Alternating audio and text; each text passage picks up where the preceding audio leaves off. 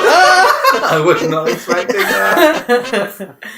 Hello, and welcome to the Game Chaps podcast. Thank you. Welcome. You're just going to be watching, listening. I'm just enjoying the welcome. Oh, okay. You are here with Jamie.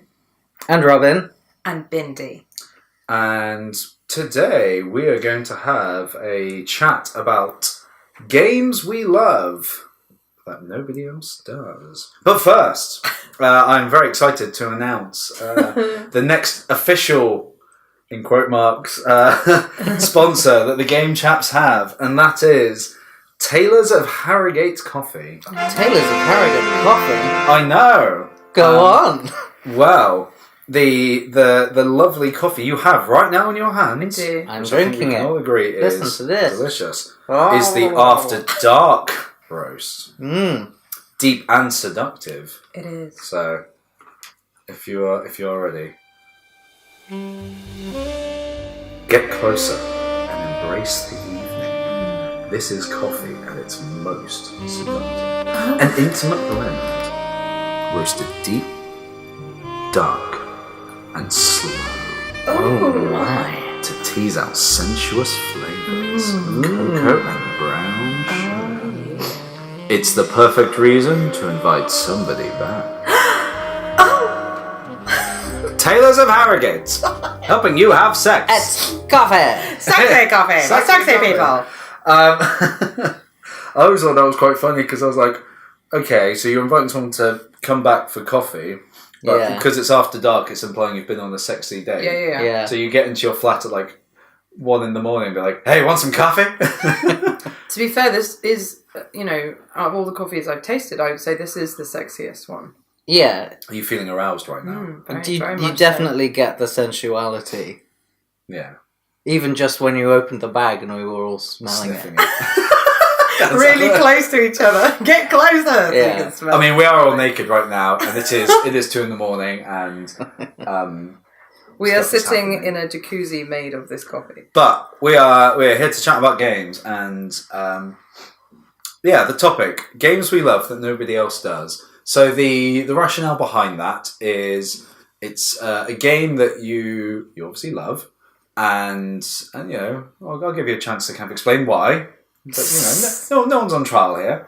But it's a game that you love, and the reason why nobody else does, can be for multiple reasons. Of either it was something that was quite obscure when it came out, and it kind of like drowned in a sea of other third parties or first name things that took spotlight. It could have come out on an obscure console, and if everyone was playing the Game Boy, then no one had a Mega Drive or not Mega Drive, Game Gear. That's the one. Or it can be something that you love, but the general consensus is that other people don't. It's a bad game. The critics might hate it, or popular opinion is it's flawed or whatever. But that doesn't dampen the fact that you enjoy playing it, and now's a chance to kind of explain why and to kind of convince the naysayers that you might be wrong about this game. If you look at it from this angle, it's actually enjoyable, and don't go hating on it. So who would like to start? I'll start. Yes, good.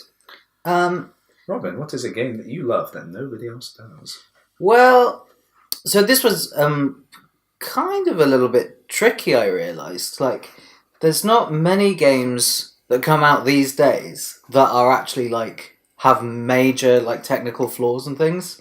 That you could, most games, the general bar has been raised, significantly over the past few generations of, consoles and things. So I went for one which is the one in the series that people are like, oh, that was the disappointing one. Cool. I like the sound of this. So I would like to go to the bat for Fable 3. Yeah. Which yes. I think I actually like more than 2, which is really? the one that people really love. This is exactly why I thought this would be a good topic. Mm.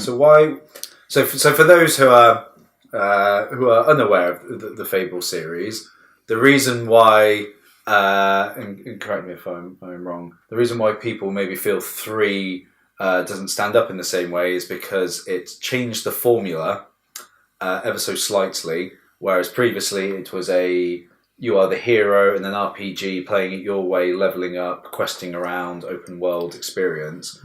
3, because of the plot, put in more of a kind of sim management element, as you are the king and the ruler, and while it's fun to run around on foot and try and do some of these quests yourself, you have to, there's more about, the morality of making big choices about where your funding comes from, and you do this, that and the other, and you've got this impending event happening, and it detracts a little bit from the, the hero going on the quest kind of thing, and it was still obviously within the Fable world, and there's still elements of that, but it was a bit of a departure from the gameplay that people had loved and what made it quite unique. Yeah. And it got, fairly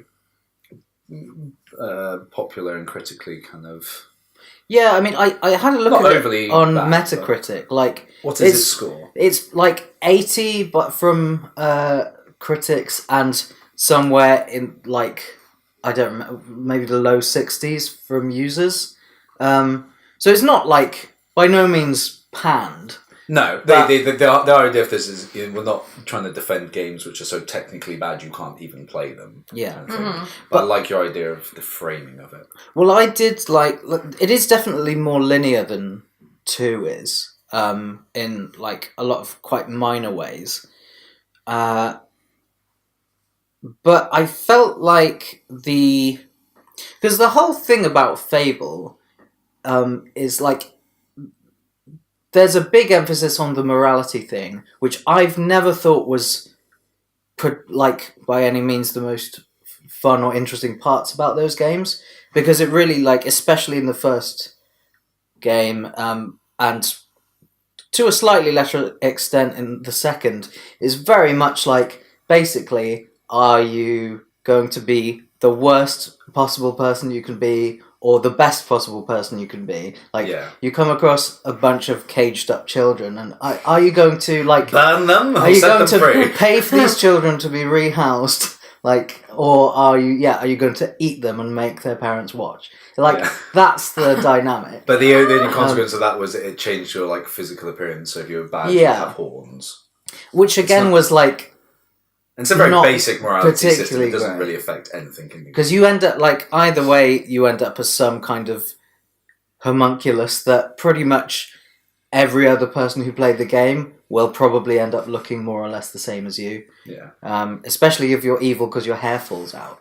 So you haven't even got that one, like, true story. Stylable thing. Bold people you see in the street are evil. Yeah. There you go. That's the Game Chaps. Patrick Stewart. We know. We all know. But, so I actually like the thing in Fable 3 where, like, you are a monarch and you make decisions about how the kingdom is run. So it feels like it's the closest those games have ever been to having, like, moral decisions that feel like they mean anything. Because, for one thing, there's, like, real actual change in the world. Like, there's a picturesque lake. Do you drain it and mine it for resources and have this gross mine in the middle of the world? Or do you keep it as it is and find other ways to fund things? Yeah. Like, it is the closest those games have come to real morality, in that the evil option is usually the easy one, and being good is usually harder work, which is a dynamic I appreciate. And also, and there's just mega sweeping statement. A lot more, like, personal customization and stuff, which I think is really important in an RPG. Fascinating. I like that game. Well, thank you very much. You're welcome. I'll see you later. Bye. Right, now that Robin's gone, what a shit game. Shut up! Oh God, he's here. I only played a little bit of the first one, so I don't have anything to contribute, but it's interesting. Yeah, I'd like to play through all of them at some point. I think it touches on the point of, and it absolutely addresses the question that in long-running franchises at some point, if a game tries to evolve and tries to do something different, and it involves like a departure for the series, like the way I mean, this isn't my choice, but the way I feel about World of Warcraft is that I grew up playing Warcraft as a top-down real-time strategy game, and then it became a big MMO online thing. There's kids who don't know that's kind of like the roots of where it came from, and that was the moment I kind of bowed out of a series I quite enjoyed. But yeah, games changing tack to try and evolve, but if they do too much, then is it too much of a departure from the series, even if it's still set in the world and still ostensibly, a sequel? But. Yeah. It also, that game also really cemented one of the things I like about this series, which is the evolution of the geography of that place, because it's literally set in the same place in all three games, and in 2 and 3 you can really look around and tell that it's the same place, but things have been built on over time. Yeah, and that's just a fun thing I like to do. Excellent. Well, Belinda, now that we're all warmed up and fighting fit, what game do you love? I've got to be honest. I really, really struggled with this. I literally was doing research last night, and I was just kept on finding games and being like, Robin, do people hate this game? No, they love that game. What about this one? Do they hate this one? No, they love it. And the problem I have is that I ended up looking at a lot of the stuff I played when I was younger, because all the stuff that I play now is kind of filtered through Robin. So it's usually at least stuff, Robin's going to be. Well, yeah, and everything I've played is generally loved stuff. I really struggled to find anything. I don't even know. You like Skyrim, and that's terrible. Get out. I've kicked off the podcast before, and I'll do it again. Boo! So yeah, I do know what you mean. Because you're saying about the advances with more modern games, it's hard to find one that is going to be panned because it hasn't had the level of budget that have gone into them. And there are fewer really niche so I things. Talk about one it's. I can't say that I love it, but I really enjoyed it when I was younger. And I didn't see anything particularly wrong with it. So when I was looking up lists of games that were not received well, because I wanted to see if there was one on there. I love that. The Simpsons skateboarding game that was on, I think it was PS2. Amazing. Please don't tell me. So from my perspective, I did play it when I was younger, and I probably didn't have that high a standard for games. But it had all the characters talking in it. You could do cool tricks. It was colourful. It was varied enough, from my opinion. Watching the clips of it, I was feeling really nostalgic. This is fun. And everyone, literally, if you search it, all the videos that come up, it's worst game ever. And I don't understand why. This is it. Well, you've hit the nail on the head. It doesn't have to be your favourite ever game. But if you're I had fun with this, why are people shitting on it? But then again, this is coming from somebody who I didn't really play any other skateboarding game. So I have no frame of reference. You never played the Tony Hawk? Well, no, I didn't play any of that. That's literally the only other one I can think of. But I thought it handled pretty well. You could do loads of different things. It felt nice sliding over the rails and things. And playing as characters that you know and like is more interesting than, I'm going to be Bam Margera and some other guy. Tony Hawk. Tony Hawk Jr. Oh, and then the early game. Actually, it's funny you say that. In the early Tony Hawk games, you could play as characters like Spider-Man and Wolverine, and they were the most fun. So if you could play as Simpsons characters, I see the appeal. And they've got this. When you do a trick, who is it that's talking over the top? I can't remember. Is it? Principal is it Skinner? No. He loves skateboarding. It might be varied. It might be different people, but it's pretty basic and it doesn't vary up that much. But I remember playing, spending quite a long time playing that and being just this is fun. And so I do not understand the hate for it at all. Well, is it hate that from your research? Is it hate from people wrongly going back to it now and being oh, this is shit? It's well, okay. It might be different. No, I think at the time, it was at the time. Yes. I guess it must have just been comparisons to Tony Hawk or whatever. Well, it must have been because... Well, and just seen as a cash-in. Maybe. But, so, at that time, if it is a PS2 game, it probably was Free Radical that made it. And they did like a lot of Simpsons games with 38% on Metacritic. Wow. Okay. Yeah. That's so quite like low. their games had like quite a variable levels of quality, but they did do some like amazing things, like Simpsons Hit and Run was theirs, and that game's fantastic. Oh, that is fun. Yeah. So I can totally believe that, like, you know, they put out But would skateboarding people games say- that maybe people who love skateboarding games didn't love, but had a lot of great stuff in it.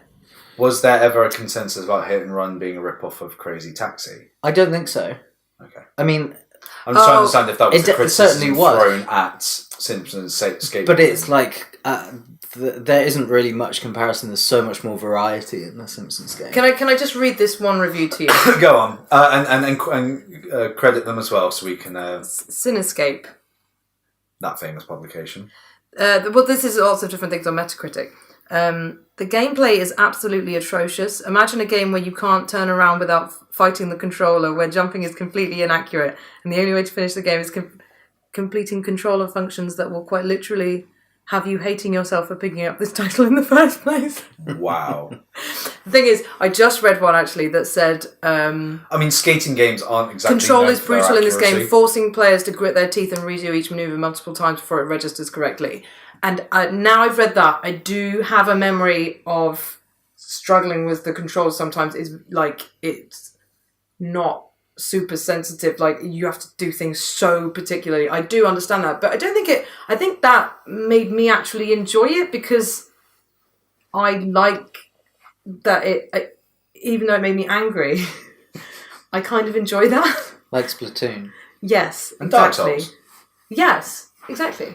But Well, I can see, It doesn't dampen your overall fun. I can understand why that would piss some people off, especially if they played other skateboarding games where it's really easy to do certain things and you feel like you can really get into a groove with it, where it But feels also like that- you're just battling against the controls. I'm sorry, but that is also like skateboarding. Like, I know it's okay if that's a bad design choice, then that's one thing. But skateboarding games generally are quite unrealistic, because if they were, you'd be falling off all the time, and you couldn't do all these crazy flying maneuvers, and they wouldn't be fun. So of course the gravity's set differently. Of course it's really easy to do a million tricks on a single grind rail and stuff. And actually, if it added to, you just got to pick yourself up and come on, Homer, you can do this. It's like, actually, that's probably more realistic to an actual skateboarding sim. And intentional or otherwise, but realism should never be the goal of games. Well, no, because nobody wants it to be real. Well, why would you play a game? But the important thing boring is, shit? you still enjoyed it, and it's every game's got some feature or bug that's nothing's perfect. Exactly. So don't be so mean about the Simpsons skateboarding. What was It was Cinescape. fine. Cinescape. Cinescape. It's at least a 55. Cinescape. They gave it 0.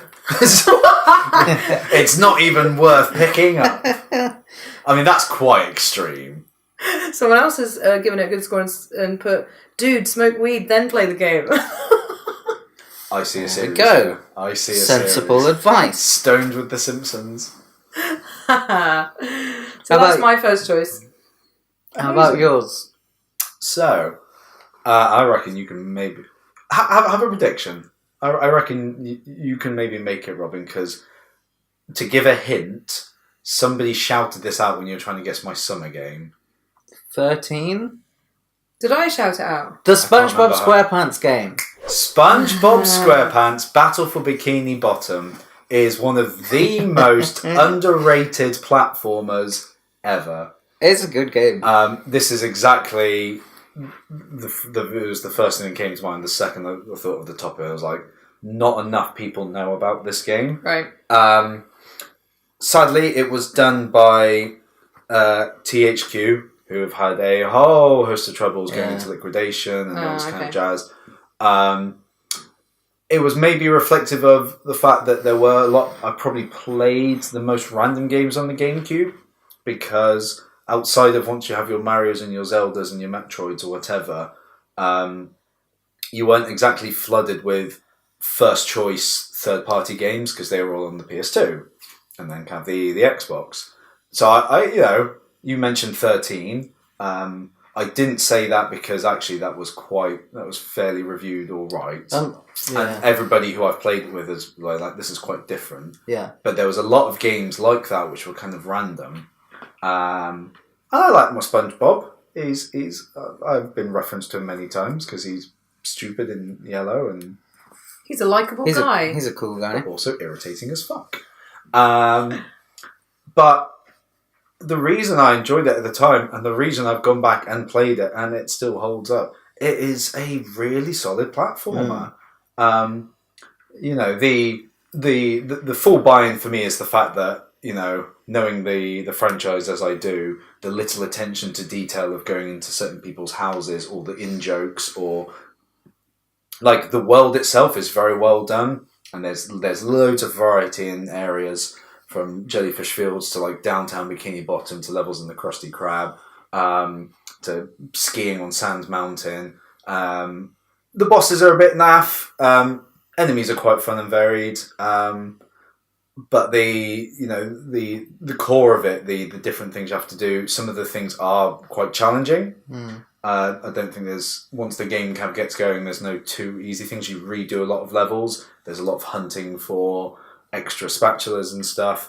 But the absolute pinnacle for me, and this is why the comparison is worth making, there is a section right towards the very end of the game, and I can't remember why, but you go into a dream world. And so you've had all these quite varied levels and all things from the game, and then there's basically a dream world, and you go into the dreams of, I think it's at least 3 people: Squidward, Sandy, and Mr. Patrick. Oh. Mate, I can't remember if there's Mr. Crab one. Don't hold me to that. And they are, to make the reference, they are like the challenge levels in Super Mario Sunshine, where you don't have the backpack, and there's lots of moving, crazy platforms, and it's really like abstract, and it's like Mario Sunshine meets Psychonauts in a SpongeBob game. I have a vague memory of it, and it makes me think of Psychonauts. Yeah, it's very, very Psychonauts, and it's challenging, and thematically it's really strong. And then you do this big one for Sandy. It's all about Texas and all like her themes, and you do this one for Squidward. It's all these musical notes and all these challenging platforms. And then you do one for Patrick, and you just go into his head, and there's nothing apart from him standing. You just go up, and he goes, "Well, here you go," and you just like, I've been through all of this, and then you just get the easiest patch. It's right at the end of the game, and it's the comedy and the the reflection of the source material, but everything building up to those kind of like levels. Like, it was so solid. It wasn't tied into a movie or a TV show specifically, and sadly, all the games afterwards, I don't know if the next one or two, because the next one was the SpongeBob movie game, and I had really high hopes for that. Well, it was probably rushed out more. Yeah, it was probably rushed out. It's a classic movie game tie-in that wasn't as good. I don't know if THQ even did it. I need to fact check that. They tried to keep some elements, but then they added loads of stuff, and I was like, this is a little gem, and presumably all SpongeBob games before then were quite poor, and cash-ins by Nickelodeon and whatnot. So But it was good. I was like, when THQ went to liquidation, I was like, they've got people there who know platforming, and this isn't being utilised correctly. This is worthy of Mario and Psychonauts level designs. Yeah.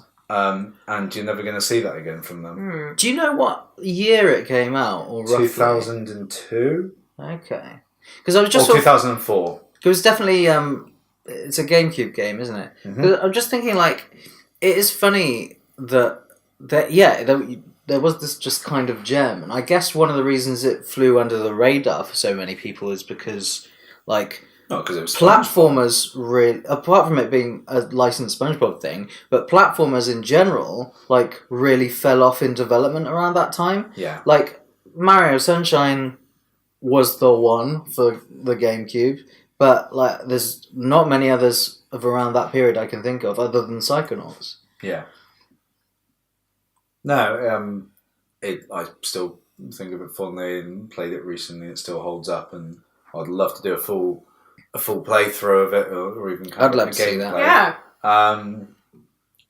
And I want to share that with the world. And yeah, I think even on Metacritic, it's sitting around kind of like a 60 or something. So it didn't even go down. It's not like it's got a crazy high score from that, which I wasn't ever expecting. I'm sure again, there's a chunk of the enjoyment which will come from knowing SpongeBob references. Yeah. If you can remove yourself from that or appreciate the platforming side of it, I think it's very, very solid, and I love it. Really good choice. And other people don't. Well, speaking of things that no, I'm not. My next choice is Space Station Silicon Valley. It's not particularly maligned. And the N64? Yeah. It was reviewed pretty well. I had to think about that, so yeah. And people liked it at the time. The only reason I'm justifying this is because I don't think that people remember it. I clearly don't. I don't know. What is SpaceCon Silicon? What is Space Silicon Baby? Space Station Silicon Valley. Silicon Boobed Valley. I'm sure I've mentioned it on the channel before. It was made by DMA Design, which turned into Rockstar. So that's why we'll never see a sequel. Oh.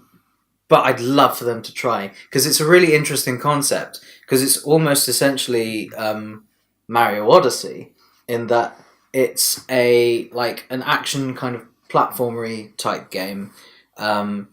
You play as a robot who crash lands with his friend guy on this space station, which is populated by robotic animals.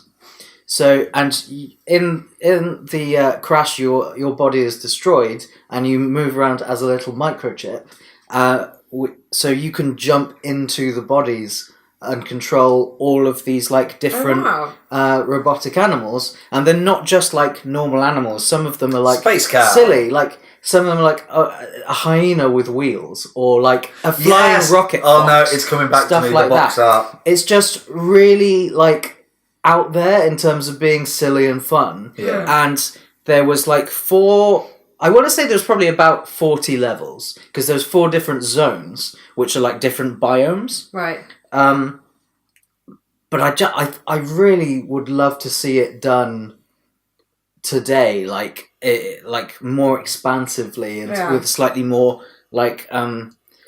complex ecosystem and things. Because it was each level was.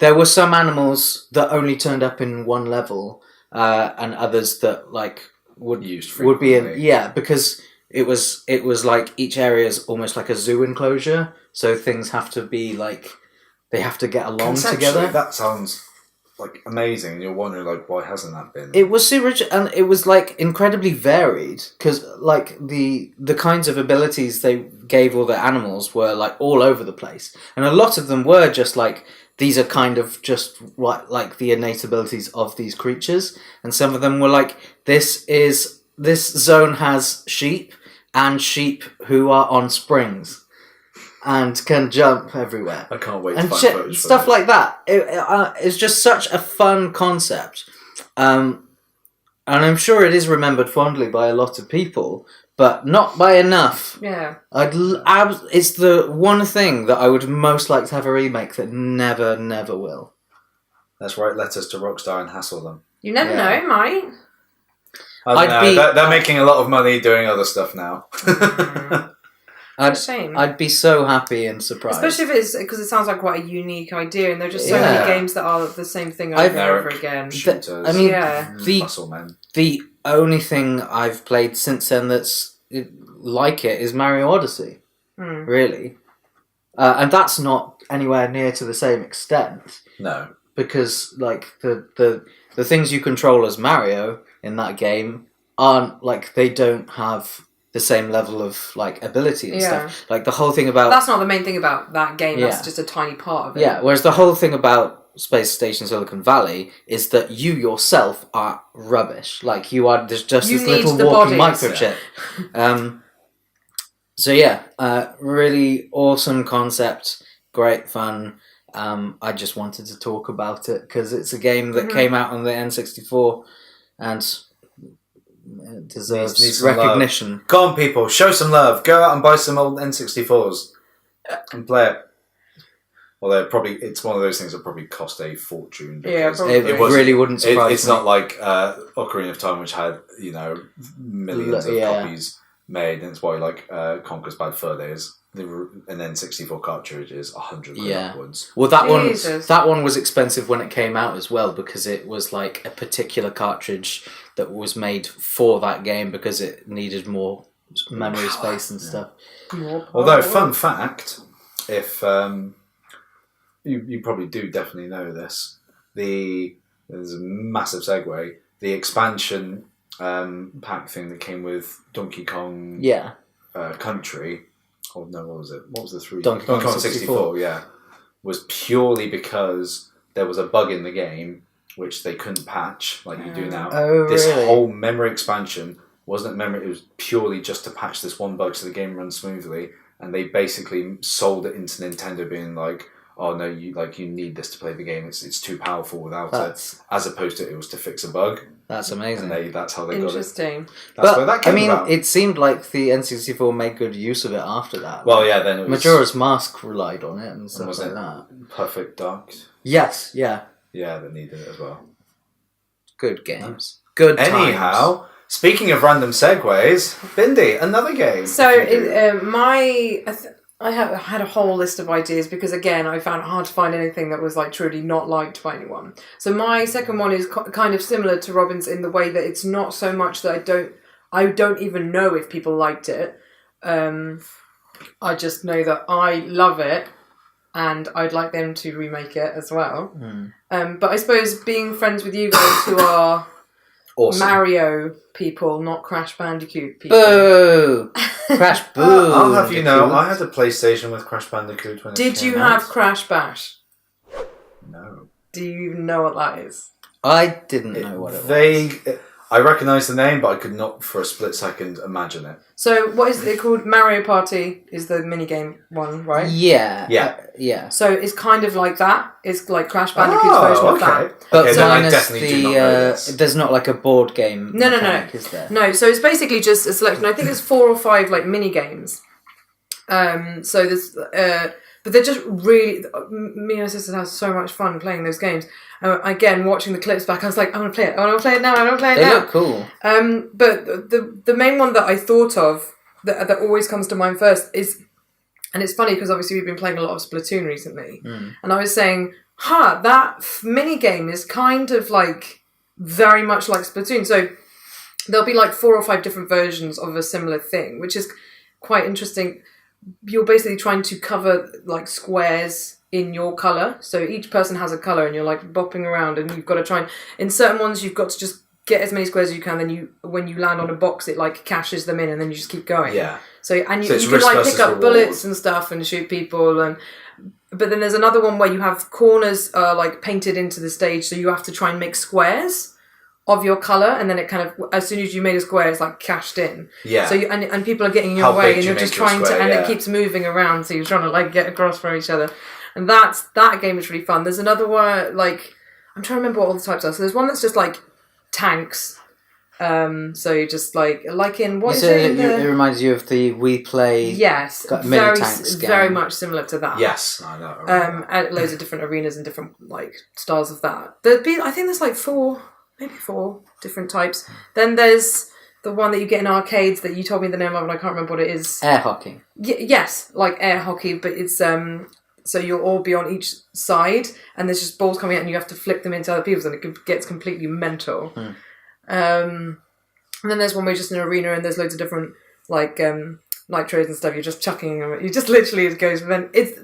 All of them are so appealing to me because they're so high energy. There's another one where it's just on a platform of some kind, like ice, and you're just trying to push people off, and it's really slippery, and you have to like, and you get certain power-ups, like there's a power-up if you get the electricity, you want to have the electricity, and people are trying to get it off you. If you hit someone, you take it, but then whoever has it, everybody else gets electrocuted, and you just push them off, because they're like still push them off the ice. But they're just like silly little games, but it's really, really fun. We should play it. Now I've been reminded of it. I know I have it at home. I'm going to go and get it. But I've never spoken to anybody else who knows what it is or has played it. Interesting because you were watching it last night, and I'd never seen it before. But I was like, look at this, great. the like range of games was really interesting. Like, there's a lot of them that felt like completely unique. Yeah, like that I've never seen anything like them before. The whole point of like wanting to highlight some of these games, and one of the reasons why we love them and can still back them and fondly, whatever, is the fact is like they aren't just like generic things, and okay, they're more likely maybe as a result to be older games than the landscape now, but they were doing things that were unique or fresh and being like, how do people not think this is great because it either hasn't been done since or it's been copied. Like this is like one of the first times it was done, or it's done in a really kind of clever way. What I think I appreciate about that is that they've kept it relatively simple. I think it's like 4 or 5 of the different kinds of games, and then you have maybe 4 variations within that. But the 4 variations that you have, I mean, it may be less than that, I can't remember however many variations you have, do offer different things. And so you want to play that specific version of this game. Like some of the air hockey one, I remember there's one that's great where you can actually, like, you're sticky, so balls stick to you, and then you can choose to release them at a point when like everyone's vulnerable and you can get it in their goals, or you can bounce them off, or you can choose to stick them, like stuff like that. Just little things, again, which is what makes Splatoon so good. But it's having that variety within something so simple. Yeah, just either paint this area your colour. That's the goal. Yeah. But then you've got all these different little details that so you feel like you really can get good at it. Yeah. It's not just like, it's like chance every time. Which for an early PS1 game, which you're right, probably at that point everyone's more like, now I want to play Crash 2 or Return of Cortez or even like Crash Team Racing, probably overshadowed it. For sure. It's a bit I don't know and how many people actually know about it. Obviously, Mario Party has become its own franchise, but obviously Mario's the king of spin-offs as well. I know. Yeah. So, but that's the thing. I feel like I'm just representing Crash Bandicoot in general because I know obviously there is a lot of love for it and it's been remade. But in my circle of friends, more people are Mario people than Crash Bandicoot. So I feel like Crash Bandicoot is really, really fun. I love it. He's fine. Well, he's absolutely speaking fine. Of Crash Bandicoot. You might think that was the most seminal PlayStation platformer kind of going back in the day. Yeah. But I'm here to enlighten you to what was the real platformer extravaganza of the PlayStation. Oh, God.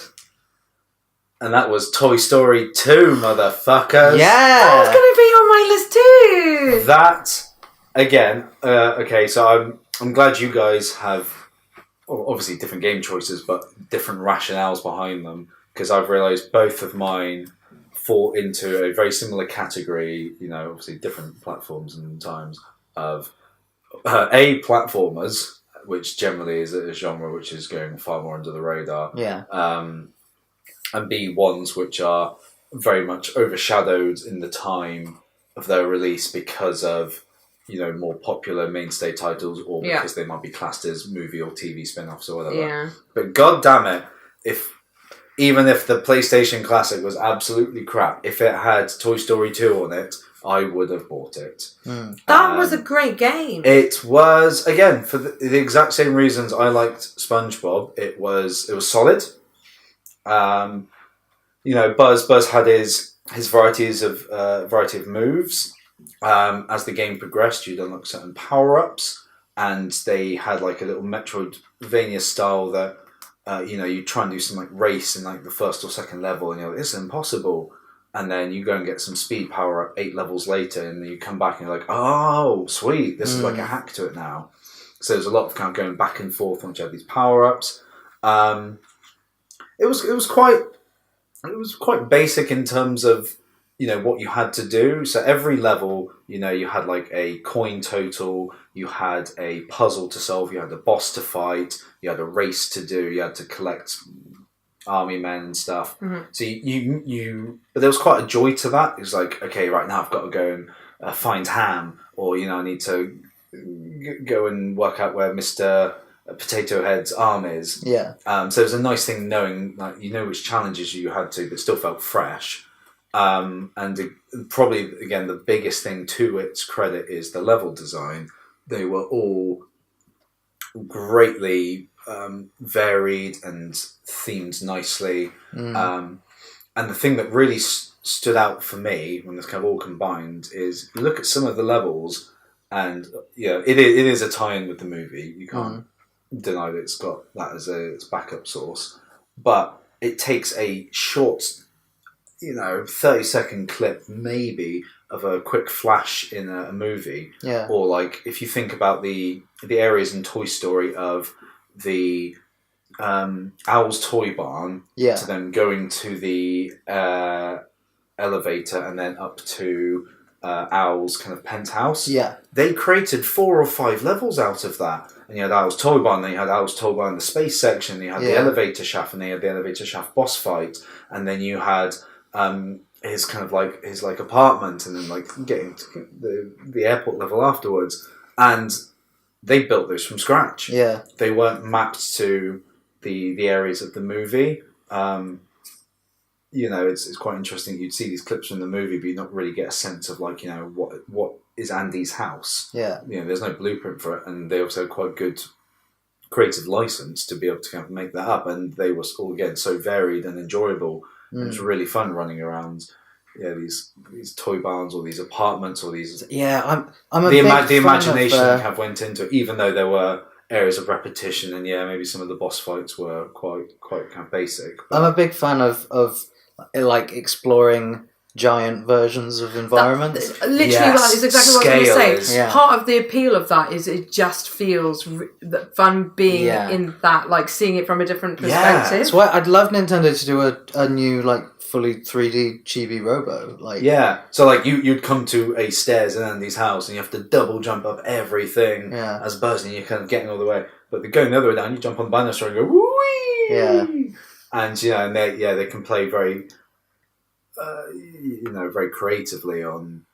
There were some horrible kind of platforming sections where you're like, because of the scale of stuff, having to do a lot of jumps, and there's I think there's a flipping construction yard level, which again that's not even a scene from Toy Story. They just wholesale had this whole. Someone clearly had this idea and went, after you leave Andy's house and before you get to this next scene in the film, we're going to have this construction level, and then they tie the boss into it. And there's a horrible platform thing of going all the way to the top, and there's stuff you get stuck in, and there's so many obstacles, and it's very frustrating to fall all the way. There's an animation, and I'll definitely have to cut to it right now, of Buzz falling, and you fall for a bit, and then when the game goes, okay, actually, no, you're properly falling, you can't, like, counter this with your double jump. He just starts waving his arms and going, no! And you can get all the way to the top of these things and fall off, and he just does this for a couple of seconds. You find oh, for God's sake. But I don't think you die from the fall. You just go, right, gotta get back up there. And it was gritty platform. Yeah, don't get me wrong, Crash Bandicoot is equally hard as well. I don't think platformers really back then were cutting any slack. But again, it was solid. It doesn't feel like a cheap movie cash-in. No. And although it wasn't on the PlayStation Classic, it was briefly... you could play it on the PSP as a PlayStation 1 download, and playing that on the go for a little bit, like 6 years ago, whatever, I was in heaven. Yeah. And it still holds up. I want to play it. Like, now you're talking about it, I want to play it now. I reckon it's something you could probably do in one sitting, maybe. It's not the biggest game, but I love it. Awesome choice. I think we should add all these games to the list. We're going to play them at some point. God. We're going to do it. Before you wrap up, can I... an honourable mention? Yeah, I wanted to give an honourable mention to... Your mama? Because it was something I was thinking... I've definitely not brought that back. That was the last time I made that joke. I'm so sorry. It was something I was thinking about last night anyway, and then you mentioned something related as well. And I realised it's actually like a really underrated and underrepresented subgenre, which is boarding games. Boarding? Oh, I was talking about snow. You were talking about Cool Boarders. Cool Boarders, that's what it's called. Oh, it was in snowboarding. Cool Boarders too. Yeah. For some reason, I thought boarding games like just standing in lines waiting to get on Boarders. the plane. Cool. So SSX. Cool Boarders, SSX. And I was specifically thinking about Snowboard Kids on the N64, which was good fun, and Trick Style on the Dreamcast, which was hoverboards, and that was what's great. What's the other one on the N64? It's not 1080? SSX. Yeah, snowboarding 1080. Yeah. I had that and had a lot of fun with that. Yeah. It's just I just started remembering all these kinds of games that like Completely dead. Totally dead, and it's like it's a really fun alternative to karting games as like a subgenre of racing, and that subgenre of like the popular. What we said earlier, skateboarding games. Yeah. They got the attention, snowboarding didn't. Whereas, like, I really, really enjoyed, particularly Snowboard Kids and Trick Style, because they were more racing than doing tricks and stuff. Building combos. Yeah. But it's like the downhill Wario. Yeah. That's fun. But, because they have, like, a unique feel to them that other races don't have. That's true. That is true. Just wanted to give them a shout out. I agree. Cool. I will allow it. Yay. It is allowed. And that was the Game Chaps podcast. Yay. Games we love that nobody else does. So you should all be feeling very guilty right now and or tell us if you love them too. Make us feel good. Yeah. And tell us the games that you love that nobody else does. And maybe we can read them in the comments below and go, yeah, good shout. We might consider playing them. Yeah. Give us your spiel. Definitely. Give us your feedback. And if you did enjoy this podcast, kiss me and kiss me hard. Kiss me with again. a nice like. Only if you enjoyed it. Give it a dislike. If you didn't, then just go away and don't tell anyone. Yeah. If you thought all these games were terrible, then do dislike it if you didn't like it. We need to be punished. We need to know. Yeah. But if you do agree, please do give us a like and share the video and give us a subscribe, and we'll keep doing more of these lovely podcasts. Thank you again, Taylors of Harrogate, After Dark roast, deep and seductive, for your quote sponsorship. And we'll see you next time for another Game Chaps podcast. Bye. Bye. Bye. Bye. Bye. Kiss me.